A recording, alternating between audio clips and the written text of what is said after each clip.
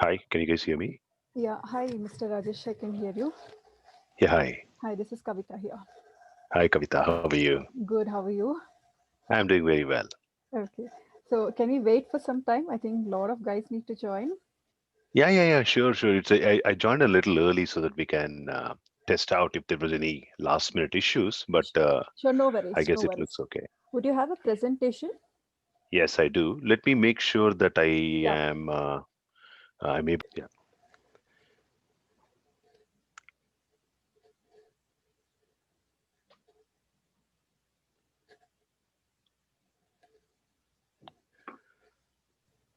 Good morning, everyone.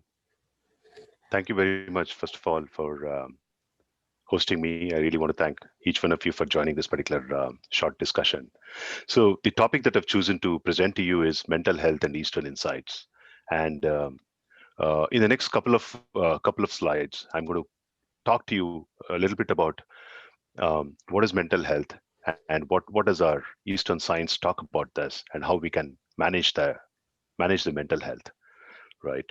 And um, because of the format of this particular presentation, it's really hard for me to have an interactive session while I'm presenting it. So if you don't mind, please ask your questions in the chat window, and Kavita or Nirupama will probably, you know, after my presentation is over, we can have the Q&A session. Okay, and after I finish my presentation, feel free to ask any question. That'll be much more easier for me to answer these questions directly as well. So with that, I can just go forward. So I want to ask you a very simple question. Which of these two do you like? What do you prefer? Being stuck in a traffic jam in Bangalore or being stuck at home due to COVID? What do you prefer? There's no right or wrong answer in this. It was a trick question, unfortunately, for you guys.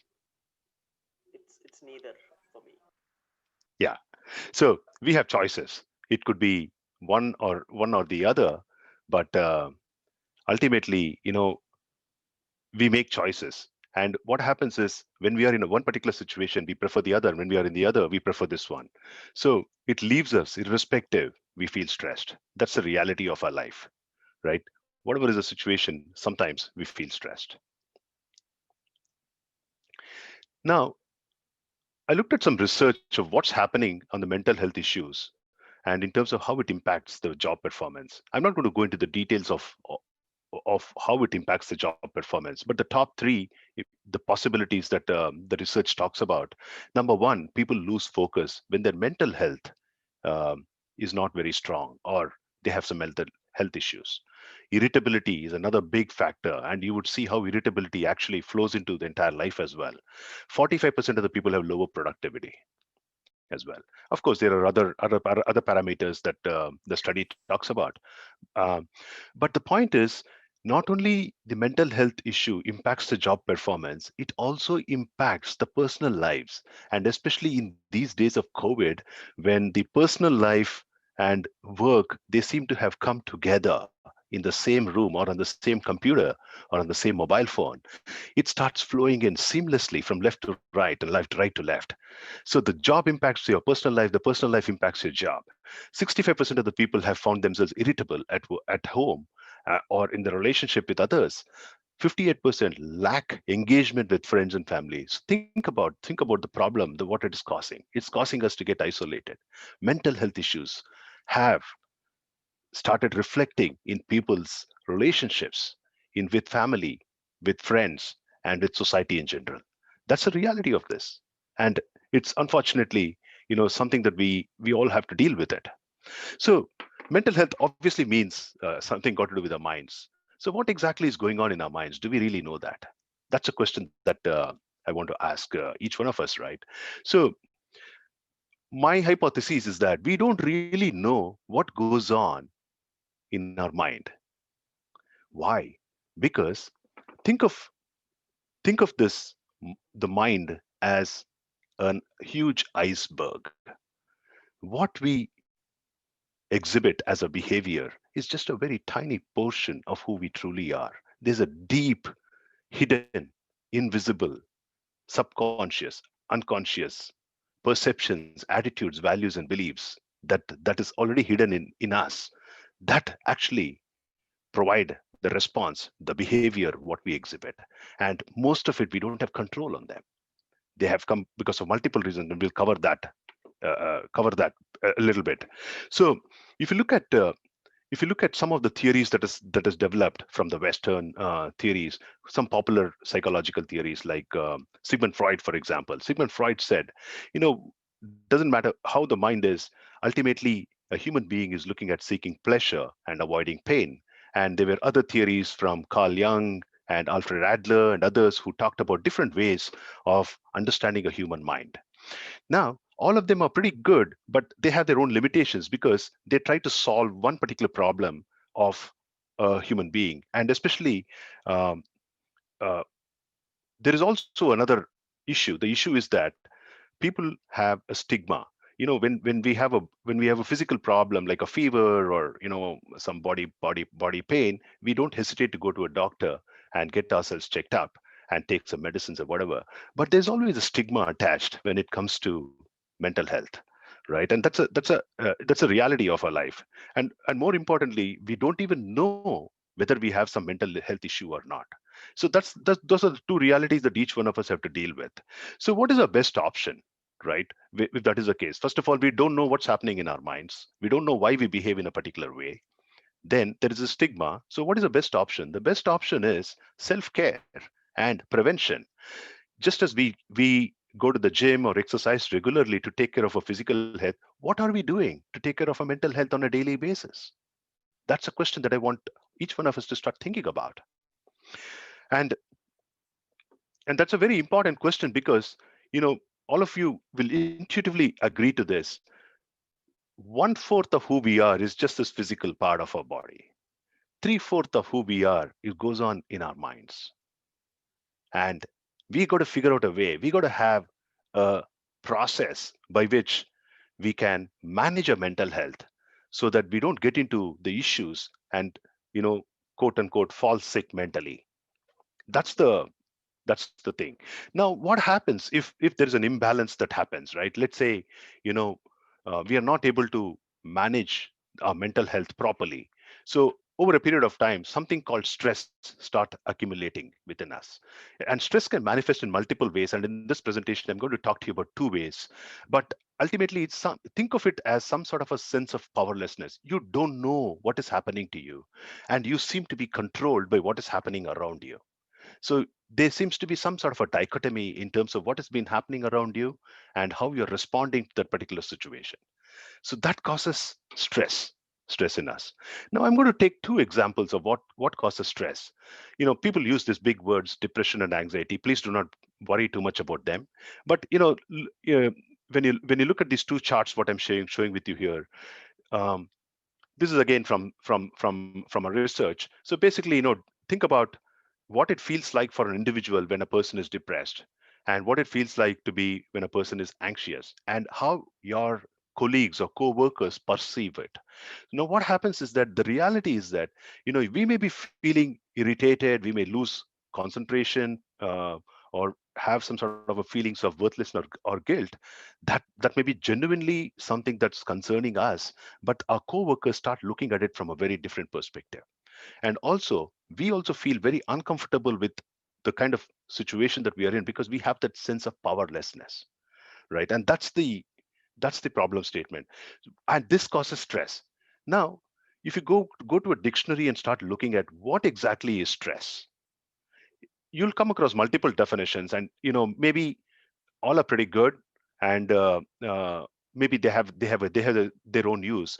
But how useful, practical it is for us to apply those definitions and start looking at it from a mental health improvement perspective. If someone says, you got to go to the gym and develop your biceps, and you have to use these particular set of tools, it's pretty easy to understand. But if someone says, okay, you got to do this so that you can develop your mental muscle, it's not very easy to understand. So you need to have a real workable definition of stress. So I would suggest a definition of stress as follows. Stress happens to us when there are demands placed on us and we have certain resources available with us. It could be physical, physical plus emotional, mental resources that are available with us. And whenever the demands that are placed on us and the resources that we have to meet those demands, when there's a disbalance, imbalance between both of them, that causes stress. Think about the very uh, simple definition. The demands are being placed on us by the work, by the friendships that we have, the relationships that we have, the family, the society, and our own expectations. There are multiple demands that are placed on us, and we have limited resources suddenly, limited by time, limited by what we can do, limited by whatever, intellectual capacity, or someday you fall sick, but you don't you have got to do a deliverable, and there's a demand, but you don't have the resource to do it. Now, what happens? That turns in as a sick day for you at work. And then over a period of time, this piles up. Unfortunately, the demands will never go away. Your boss is never going to give you less work. Neither is the family going to accept giving you less demands. It's going to happen. Environment is going to happen. Micro demands are going to be there. Macro demands, like what we see today, COVID situation, they are going to change it. That's a demand on us. It places constraints on us in terms of how we can start interacting with each other, interacting with people, interacting with colleagues and others. And the resources what we have is the only one that is there in our control. And the resources, the physical and mental resources, are the only one. If you're able to tune them up, if you're able to upskill that particular game, then it becomes easier for us to start chasing and meeting the demands that keep constantly coming to us. The mental health becomes really important on that. Now, what exactly is mental health? I'm going to leave this sentence for maybe about 10-15 seconds. Please read this, and then we can continue with what I want to share with you.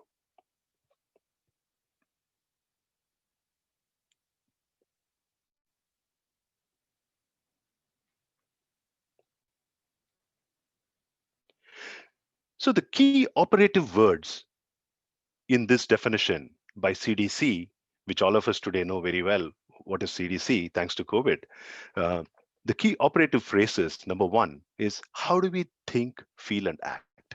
Mental health constitutes how do we think, feel, and act? How do we handle stress?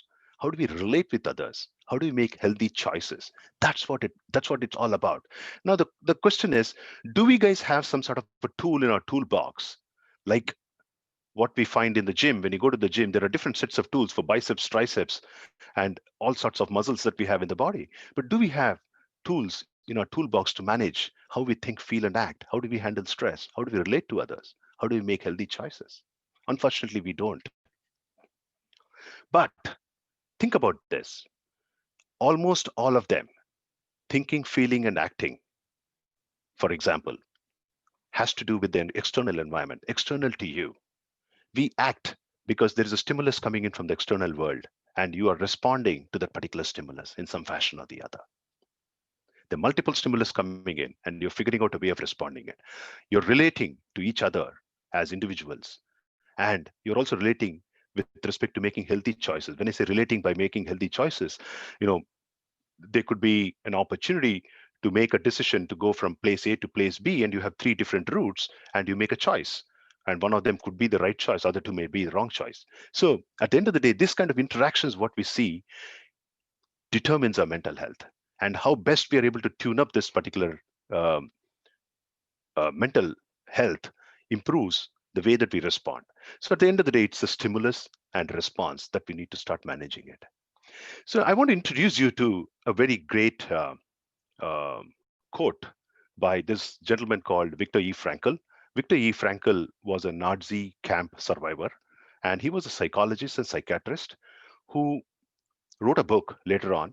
And the only thing that kept him alive in a concentration camp with the Nazis has been the thought that he has to write a book. And this book turned out to be this book called The Man's Search of Meaning. Very highly recommended book. I would strongly encourage each one of you to go read this book. And in this book, what he says is that um, a human being is in search to find meaning and life purpose in their life. And there is a beautiful quote in this book, and And that's the quote that I want to talk to you about today when we tie into this particular presentation in the context of mental health. So it says that between stimulus and response, there is a space.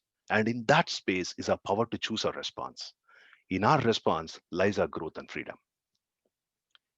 Now, stimulus comes from the external environment. We respond. And he says there is a space in between that response and stimulus. And he says we have a choice to choose our response. And he says our growth and freedom happens with those choices that we make. Now, think about this and the previous slide that I mentioned to you. Mental health has uses the same exact words, choices, and growth and freedom is what we want. Now, each person may have a different growth and freedom idea about in their mind about what exactly it is, right? So a friend of mine prepared this chart, and I want to take you through with this. I have a 17-year-old son. I ask him, okay, he says, I want to get into a good university. I ask him why. He says to get a decent job. Why? Make money. Why? Buy a house and a car. Why? Live a luxurious life. Why? Have fun. Why? Be happy. And then I can't ask him why because I'll sound pretty stupid. Now, any of these things, you think about this. We all know what to do and how to do. But have we ever asked why we do what we do? My contention to you here is that if you start asking the question why you're doing what you're doing, even a simple thing, going to work every day, why you're doing what you're doing, or getting into a relationship, why you're doing what you're doing, going to a pub, why you're doing what you're doing, with seven questioning, seven times asking yourself why, you will come to only one answer. I want to be happy. I want to be peaceful. I want to be contented. I don't deserve anything more beyond this. That's the kind of state that I want to be in. That's all is the whole goal of human life, irrespective of what path we take. It doesn't matter. You may be wanting one particular thing today, maybe a promotion, maybe somebody else wants to learn music or make new friends. It doesn't matter. That could be just a starting point. We keep asking why. You reach to this place where it says that our goal, our purpose is to be happy in life. That's the most important purpose what we have in life. The growth and freedom that Viktor Frankl talks about in his quote is finding that happiness in everything that we are trying to do. That's the most important thing. Now, if that is what it is, if happiness is what we're looking for, and if the choices what we're going to make are going to determine our growth and freedom, which is ultimately nothing but happiness and peace and contentment, then we got to pay attention to how do we respond to stimulus that comes in from the external environment. And basically then we got to start looking into what exactly is this iceberg that's iceberg of a mind that each one of us have, and how does it process this particular stimulus and how does it respond. So I'm going to take you through a mental model of our mind, and articulate to you how we respond when we are impinged upon with a stimulus. So on this arrow, what you see here is the external world, the stimulus. It could be demand from your job, or something from your family needs, or your aspiration to buy a home, buy a car, whatever. All those things are the demands that's coming in from the external world. That's a stimulus that's coming in. And then a human being cannot process inputs with anything else other than five sense organs: touch, sight, taste, smell, hearing. This is not the physical eyes or the ears. I'm saying the power behind the eyes to see, or the power behind the ears to hear. That's why they jokingly say, even if I have a big ear, it's very difficult for anybody to know whether my sense of hearing is good or bad. So effectively, we try to cross-pollinate information that comes in from and compile using these five sense organs, and then pass that information on like a sensor instrument. That's why it's called a sense organ, and pass it on to the next part of our mind called as emotional mind, which basically works on a simple principle. I like this, I don't like this. I see a chocolate, I like it. I see someone coming and shouting at me, I don't like it. The emotional mind works with likes and dislikes. So there is a perceiver which perceives the information, passes on to the emotional mind, a feeler who is judging, okay? I like this, I don't like this. I think I'm not sure whether this is the right thing to do or not the right thing to do. So it passes on that information saying that to the intellectual mind, who is a decision maker, who thinks and takes a rational decision. For example, someone comes to me at work and suddenly they are very upset and they shout at me. Now, my sense organs perceive that particular person's inputs and passes on to my emotional mind. The emotional mind suddenly gets angry and it says to the intellectual mind, okay, I am angry now. What do you want me to do? The intellectual mind says, retort back, right? Now, you would think that this is how the brain works. Unfortunately, that's not how it works. What happens is that when somebody is angry here, we perceive when it comes here, it doesn't pass on the information to this rational brain. It retorts automatically. That's the reality, unfortunately. Now, it's not just this emotional brain that works like this.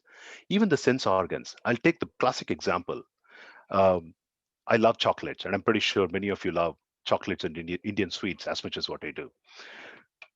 Now, the first chocolate that I take in, I love it. I enjoy it. The second piece I take in, I enjoy it. The third piece, my intellectual mind is telling me already, hey, stop it.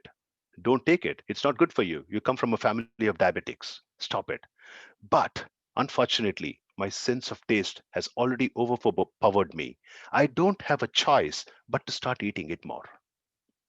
So what happens is my emotional mind and the sense organs are not in line with what the rationally what I want to do, but I'm helpless. Unfortunately, this is the iceberg that we're talking about. That's not everything. What happens is that once we start, you know, let me take the example of the chocolate. Once I eat the chocolate, and my intellectual brain has had no control on what I'm eating, how much am I eating, it creates a pattern in me. And this pattern starts building in, and it becomes like a subconscious tendency. Over a period of time, I become dependent on the chocolate. Over a period of time, I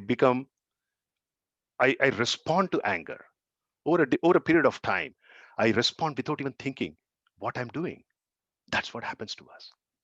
So, effectively, the iceberg directly starts controlling our emotional and perceiver responses. So, the perceiver and feeler in our mind is so strong that this thinker doesn't have that space to operate them. That's the problem statement. So when Viktor Frankl talks about that space, he talks about that space. That's our ability to make those rational choices in any situation. Now you might ask, in a particular situation, how do I make it? I'm already there in that situation. Somebody has come to me and they're shouting at me. How do I make that rational choice? I suddenly will have to respond. Yes, that's true. But it's like going to the gym. You don't wait to fall sick and then start going to the gym. It's impossible for you to do it.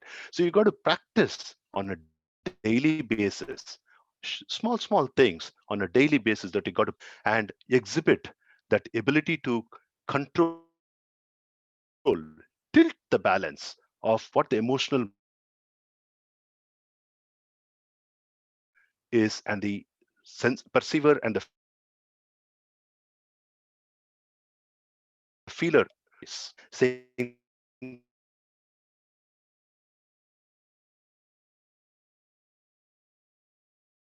that, okay, hey, there's a situation that is happening. I need to start exercising that particular brain. Logically, which is what I like to respond with. How do I do it? So I need to start exercising that particular brain. And in the next couple of minutes, I'm going to talk about some of the tips that we talk about that we can use today on a day-to-day basis to do that. Now, before we get there, I want to talk to you a little bit about, you know, how disconnected our thinking is. So I'm going to give you a word. What all can be done with BMW? Your time starts now. So Think in your mind.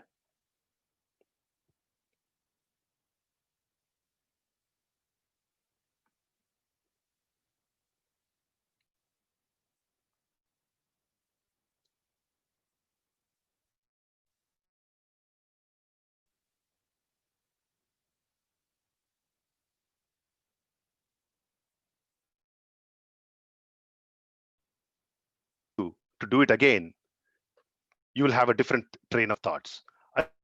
Ultimately, what I'm trying to say is that BMW was a thought that I sponsored in your mind today. And then your mind started all sorts of successive thoughts. You might have gone through, okay, BMW is a great car, but I like Tesla better these days. And then Elon Musk, then you go on to Elon Musk, and then you'll say, okay, Elon Musk is getting Hyperloop, and then you get into that. Somebody else might be thinking BMW is a great car, it's a German make, and Germans are pretty good at engineering. Their engineering design is really, really good.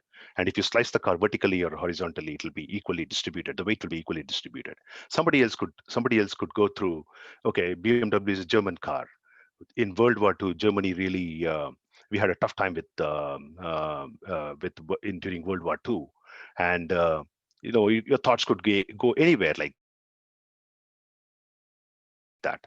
And tomorrow, if you go back again, you will be surprised that you will not have the same set of thoughts that you had yesterday on the same very sponsoring thought, which basically means only one thing: your mind is free to do what it wants to do. Disconnected sense impressions, little darting fears and sentiments, all of them, which is part of your iceberg, they keep bubbling up like eating noodles. You want to pick one noodle. It's not possible for you to do it because all the noodles will come together. But is there a way to manage that? Reality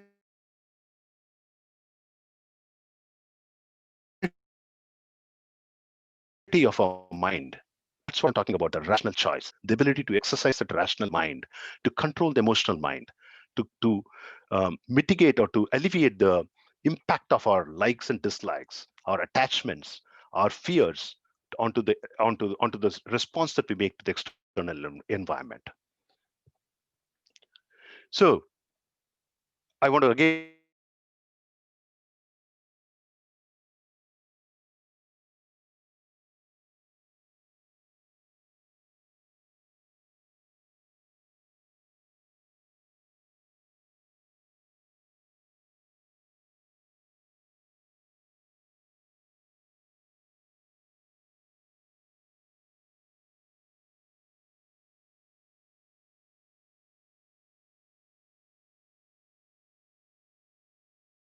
reiterate that reduce significantly because the rational mind is not yet strong enough.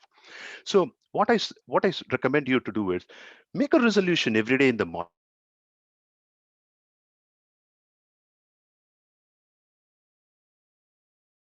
I'm going to eat. That quantity of food that I'm going to eat. I'm going to amount of recreation that I'm going to have.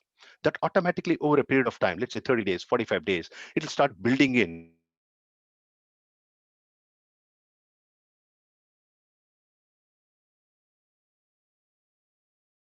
that and then I'm going to put my 55 minutes. The important thing that I want to recommend to you is belly breathing. Belly breathing is a very, very powerful technique, and that's very useful not only in controlling your senses, but it's also useful in controlling your emotional mind. In terms of the important thing that I want to recommend to you is belly breathing. Belly breathing is a very, very powerful technique, and that's very useful in controlling your emotional mind. In terms of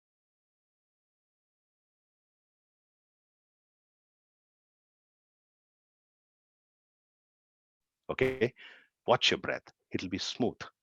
It'll be even. Now, the same thing can be reversed.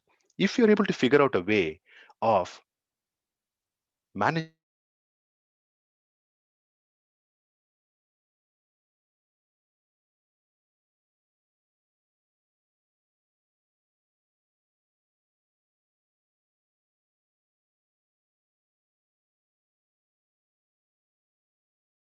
you can the thing. But the other important thing on the intellect, how do you train that intellect, that thinking part of the brain? So the only way few things, spend a few minutes every day to pause, reflect, and decide, what am I doing? how is this going to benefit a larger set of people than just me? Okay, that's an important question that you should ask. Second thing is, you know, we should ask, what is my life purpose? This guy is talking about, everybody's life purpose seems to be wanting happiness, but it doesn't seem to me like that for me. Maybe I want a house, maybe I want a car. That's what it seems to me. True, that's what it would seem to you. But keep questioning that belief. Okay, keep asking why. And most importantly, understand who you are. What is your self identity? How do you define yourself? Most people define by the role. If someone were to ask me to give me an introduction, I will say, I'm a salesperson in this particular company, or I could say that, I'm a father of two children or whatever, right? Whatever that I could say.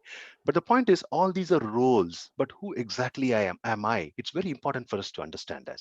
Now, when you're able to do all these things together, it just takes a few minutes, 5 minutes, 10 minutes in a day, then we are talking about a huge change in our life to manage that iceberg, to melt that iceberg so that things become a little bit more easier for you to manage. So I talked about the belly breathing. I want to give you one statistics. The moment you start doing belly breathing, number one, you're going to increase the amount of volume of air that you breathe in, volume of oxygen that you're going to breathe in, and you're going to oxygenate your entire lung capacity. And there's a beautiful, beautiful, beautiful science to this, but there are certain observations that you might want to notice in this particular chart. You look at a dog, 50 breaths per minute, approximately 15 years. There's a direct correlation between the number of breaths per minute to the lifespan average. A human being, 15 to 30 breaths per minute, 60 to 80 years. A tortoise, 3 to 4 breaths per minute, 400 years. Now, if you observe your breath today, you will find yourself, you'll be startled that you're breathing only to the maybe the top one third portion of your lungs. Unfortunately, that's true for 99% of the people, right? That means almost two-thirds of your lungs are not used at all. Now you got to shift that. You got to shift that by doing what is called as a belly breathing. And you just Google for it. And my recommendation to you is at the stroke of every hour, take a break from your work, spend 1 minute to do belly breathing. And the moment you do that, you please see how calm you feel, how much energy comes into you to take care of the demands that are placed on you, which means zero stress. That's the reality of it. Please try it. Try it for 30 days consistently. 30 days into 16 waking minutes per hour. We are talking of roughly about 480 minutes in a month is what I'm requesting you to try it, to see the magic that's going to happen in your life. Now, selfless work, what does it mean? So, like I said, the emotional mind in us starts reacting based on that deep, and most of it is built with our likes,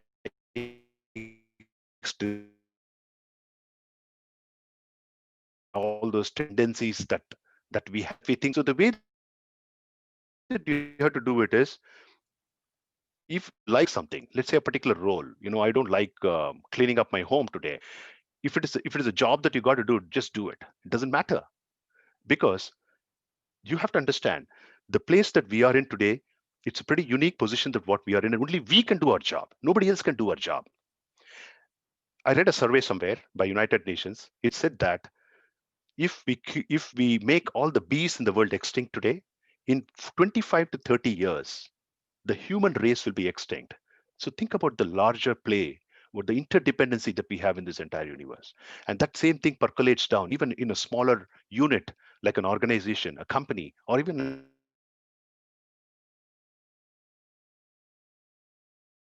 in a family. We got to do all the roles for benefiting the others, for us itself, to manage our own emotional mind itself. That's important for us to do it. And we got to do it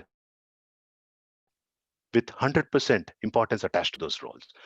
When I say 100% importance attached to those roles, what I mean is that, if you're able to not even get one single thought about what am I going to get out of what I'm doing, will I going to get sufficient, will I get a promotion if I do this right?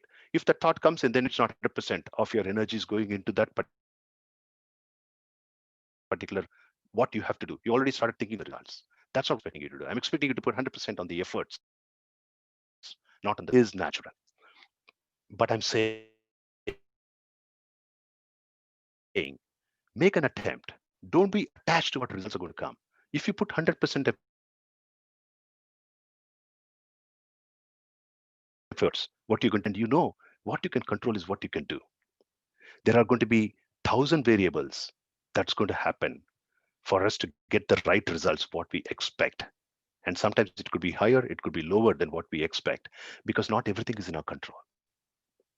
So there's no point in dwelling on what results are going to accrue to me based for the work what I'm doing.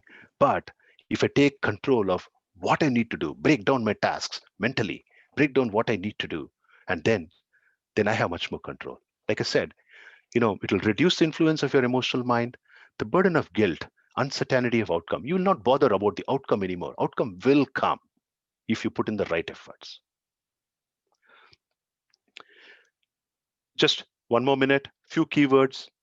The human brain perceives, feels, thinks, and acts. It's the thinker, that's that space that we need to start using towards our growth. The growth comes because we are all looking for happiness in multiple ways. That's the end goal for each one of us, and we want to grow into being happy all the time. We got to make choices. We got to exhibit the free will that we have. And there is, of course, an iceberg of desires and tendencies that we need to break. Belly breathing, selfless work, inquiry about a life purpose is what are the techniques that we can use today to improving our own mental health without going to a shrink. And I want to leave you guys with this beautiful daily quote that I use every day in my life. It's attributed to this gentleman called Reinhold Niebuhr, and he said, "You can treat this as a prayer. Morning, if you're the devout kind, you can use this like a prayer.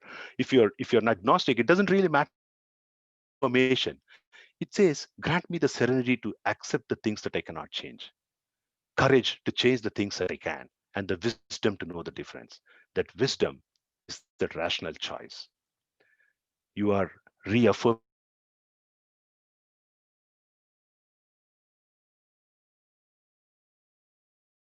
your emotional mind, and you are influencing your emotional mind and your the sensing mind with the rational choices that we make. With that, I want to thank all of you for listening in to this short talk about how we can improve our mental well-being. And thank you so much. And I look forward to any questions that you guys have.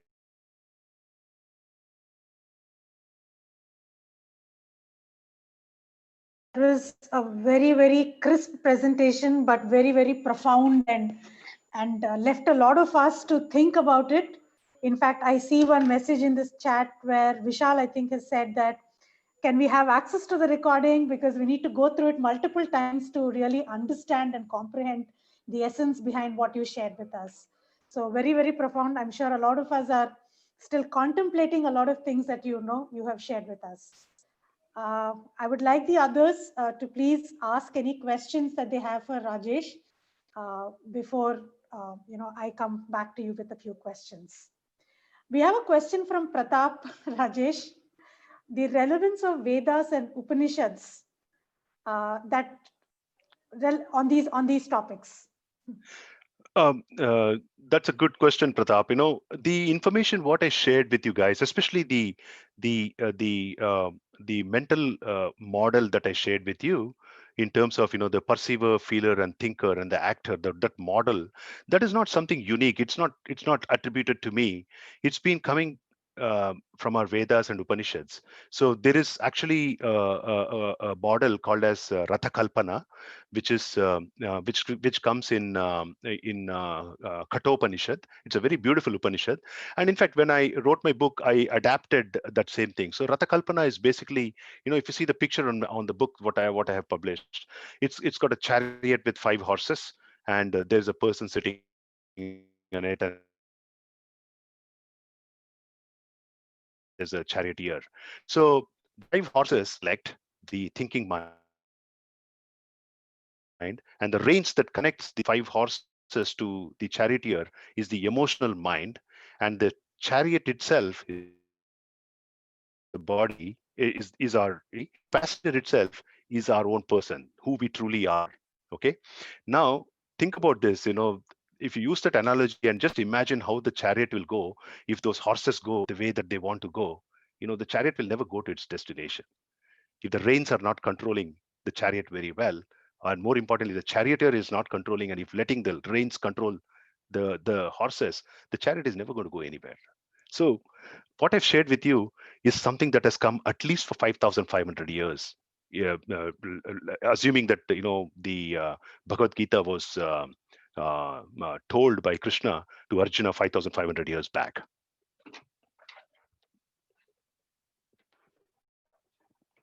Thank you so much. Thanks for taking that question, Rajesh.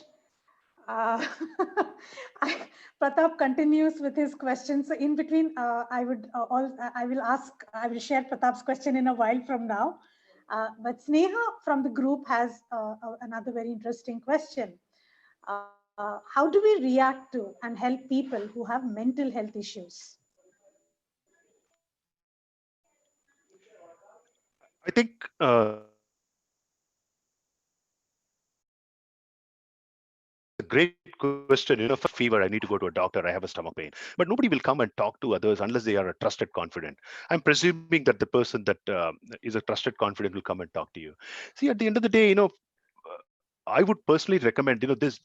If someone is in uh, they have a real health issue at that point of, let's say they're really depressed or whatever, they need some real help, some short-term medicine kind of a thing. When I say medicine, I don't mean medicine as in medicine. I mean a doctor intervention might be required. But I'm talking about normal human beings, people like us, you and I, every day. We go to gym to improve our body. I'm saying my presentation is not for those people who are already suffering with a mental illness. My presentation is for people like us who either don't know we are suffering, or we when, we want a better, simpler way of managing our mental well-being. That's what my focus is on.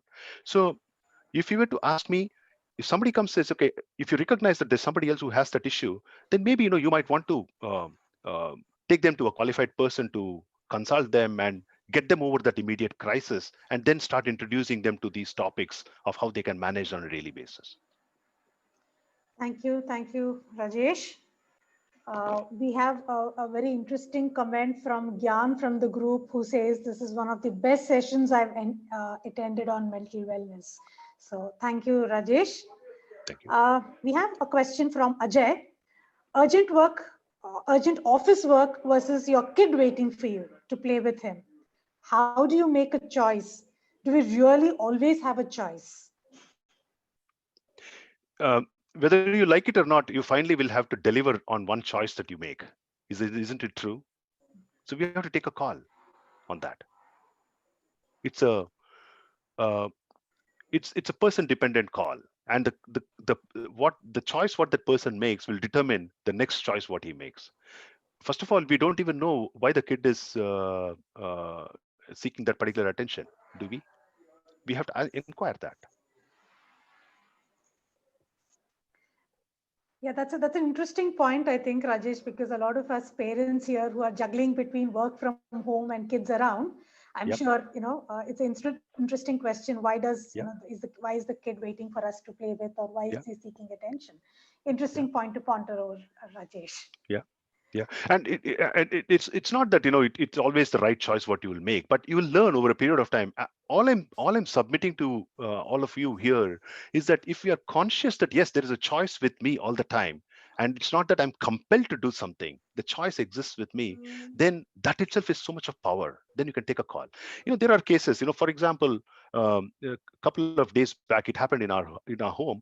Me and my wife, we got into a conference call. We forgot to cook for our son. The guy came out at 12 o'clock and he didn't have anything to eat. It happened and we felt so guilty about it. But, you know, that's like an sort of, a slip. It happens once in a while. Accept it, move on, and be more careful the next time around, and make something and keep it ready. And, at the end of the day, kids probably demand that attention from us because, you know, they probably have not gotten that attention. Of course, work is always there. We got to deliver to what we're committed to deliver.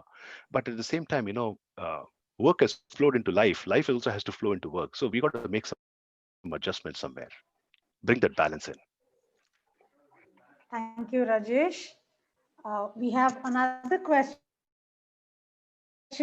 from Sumit who asks, you mentioned focus on work and not on result, but somewhere organizations push everyone to ensure the result is achieved. Even when you think of defining the process, the result is always kept in mind. So how does one deal with this scenario? So, I'm a sales guy. I live by quarter, by the way. Okay. And I don't know, many of you are sales guys here. So here is how I work. Here is how I deal with it, right? My quota for the year is set at the beginning of the year. And every quarter I have to meet a number. I look at this number at the beginning of the quarter and at the beginning of the year. That's it. I shut it off after that.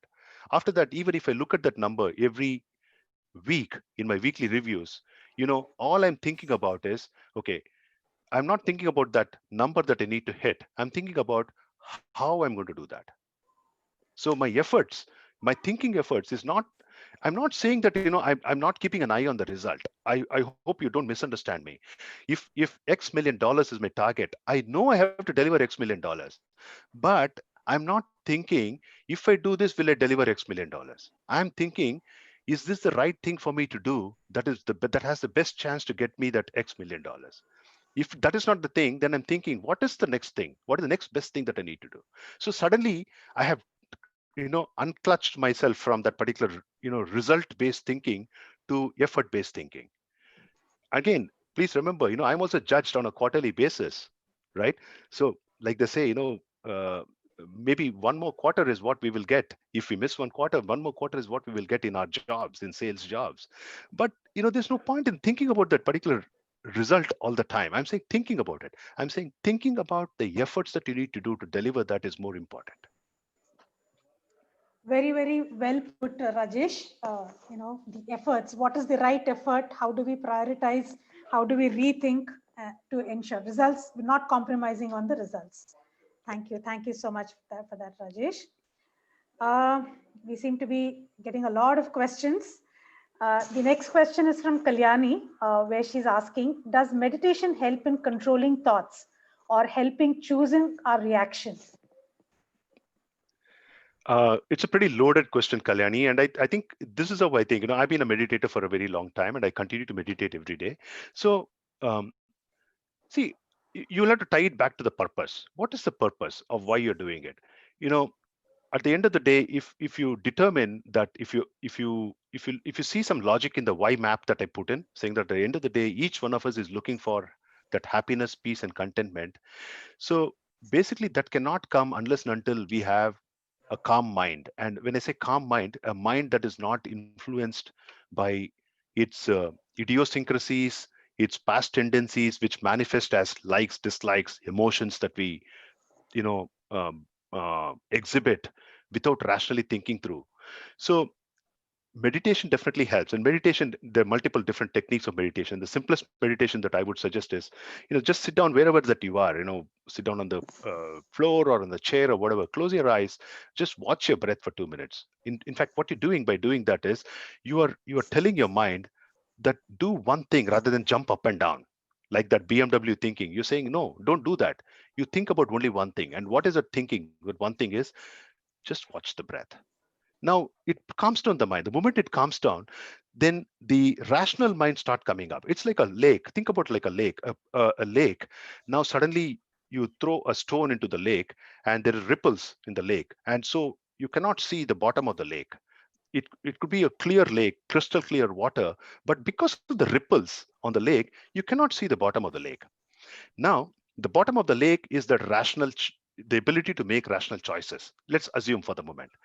And the ripples which are caused are the thoughts that goes on, the vague thoughts that goes on in our mind, the mental chatter that goes on, influenced by our subconscious, and the likes and dislikes and desires and all that. Now the moment you say, I'm going to meditate, or I'm going to watch my breath, or I'm going to do, I'm going to just focus on, let's say, running or jogging or whatever the physical activity that you do, what happens is that your mind, instead of going up and down, is actually concentrating on one thing. It calms down. When it calms down, the surface of the lake, the ripples calm down. When the surface of the lake calms down, the rational mind comes up. Now you are in that space. Now you're in that space to make conscious choices. Thank you, Rajesh. The next question is from Atul. As much as it is important for the individual to assess his mental health, how important is it for the organizations to assess and evaluate the emotional well-being of its employees? Uh, Well, it's a very new world, right? People, companies are still learning to adapt to all these things. The very fact that we have, if you look at the statistics in terms of number of doctors that we have who treat our physical diseases, I believe it's 34 doctors to 1,000 people or something like that, a number like that. But that's irrelevant. But for the same 1,000 people, looks like the number of mental health professionals that are there, people who can help you get over some crisis situation, mental illness situation, are probably hardly one person. So it's the ratio itself is pretty huge. So several companies are trying in different ways, especially in the US. I'm in the Bay Area. There are lots of companies who are trying it. They have taken it on and they try to do it. But it always boils down to uh, uh, an effort from our side. At the end of the day, mental health, nobody, people can get you the gym, but nobody can make you go and practice, exercise in the gym. So if you know the simple tools, we can do it by ourselves. Self-care is much more important and much more easier to do it. Thank you, Rajesh. I know it's pretty late in the Bay Area where you're taking this session from. So just taking a quick time check so we don't keep you up late. We have I'm another. good. I'm good with another 15-20 minutes. No problem. Okay, great. So we have a few more questions. This is from Sneha, where she says, when you spoke about eating chocolates even after belonging to a diabetic family, do you think the space before reaction will help to manage our stubborn habits too? I used eating chocolates as an example. Netflix binging is another thing. I'm pretty sure many of us are guilty about doing that. We said, okay, no, I don't think I want to watch the next episode, but we have watched it. I have done this with House of Cards. Trust me, I never liked myself at the end of it because I watched the entire thing. It happens.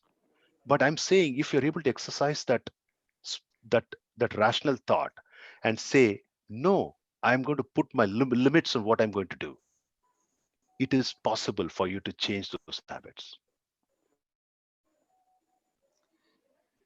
Thank you, Rajesh. The last two questions. Sometimes we do set of things which we have to, even though we may not agree on completely.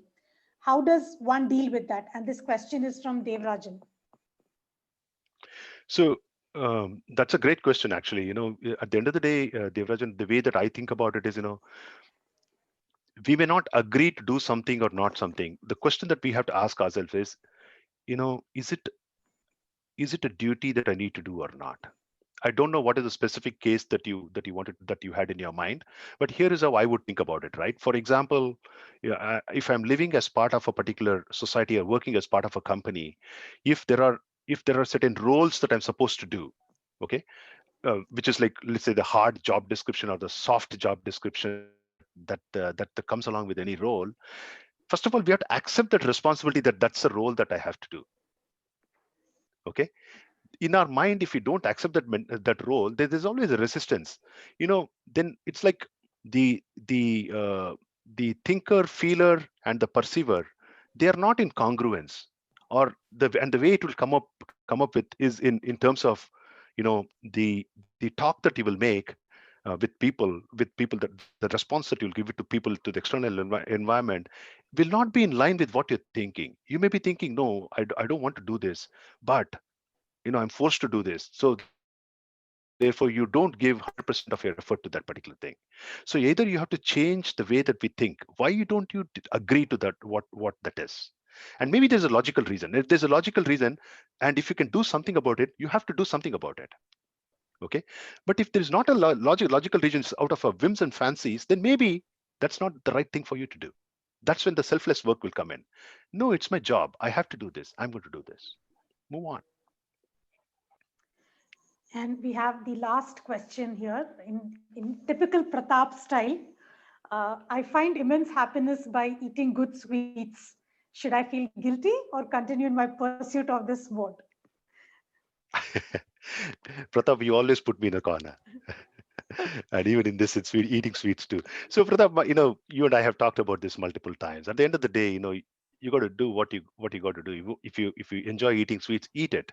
But if you start exercising that conscious choice, maybe instead of eating two sweets today, you start eating one tomorrow, or maybe after a week, after a month. Over a period of time, it'll drop. It has happened to us. I know a friend of mine who can't live without drinking 5 to 6 cups of tea. And he worked with me for 1 month. And now tea is optional for him. Just 1 month. The dependence on tea is gone. He still enjoys tea. Doesn't mean that he's dependent on tea. In the past, he was dependent on tea. So the question for you, Pratap, is, are you dependent on sweets to get that quote unquote, you know, a short burst of happiness? If you're not dependent on that, then it's fine. Go ahead and eat how much ever you want to eat. But if in your mind, if you see that yes, you are dependent on that, then you might want to exercise that rational choice. Um, Thank you, Rajesh. Thank you so much. I must really thank Pratap for introducing you to us. We have 54 participants who joined us today. That's like a really, really great number. Extremely profound presentation, as I said, but put so simply that we really need time to go back to the recording and understand, a lot of things that we have discussed, a lot of areas that we have discussed today. Thank you, Rajesh, for taking the time out. A couple of key takeaways that I personally take back, Rajesh. We definitely cannot control the stimulus. We definitely cannot control the environment. But what we can definitely control is our response and the choices that we make. And whatever responses, whatever choices we make, ultimately we need to learn to live with it and be happy. Ultimately, whether we're working in the organization or it is, in our personal life, ultimate goal should be to happy and to accept things the way they are. That's been a very, very key takeaway for me, Rajesh. Thank you so much. And thanks to especially Pratap once again for, introducing us. We'll keep connecting with you, Rajesh. We will look forward to more such sessions, but Absolutely. definitely we'll work out a time which is more realistic for you because it's pretty late. Thank you. Thank you so much, Rajesh. Thank you so much, everyone. And thanks, Quicksilver and Nirupama, Kavita, and Pratap. Thank you so much. Grateful for the opportunity. Enjoy your day. Have fun. Thank you. Thank you very much. Thank you.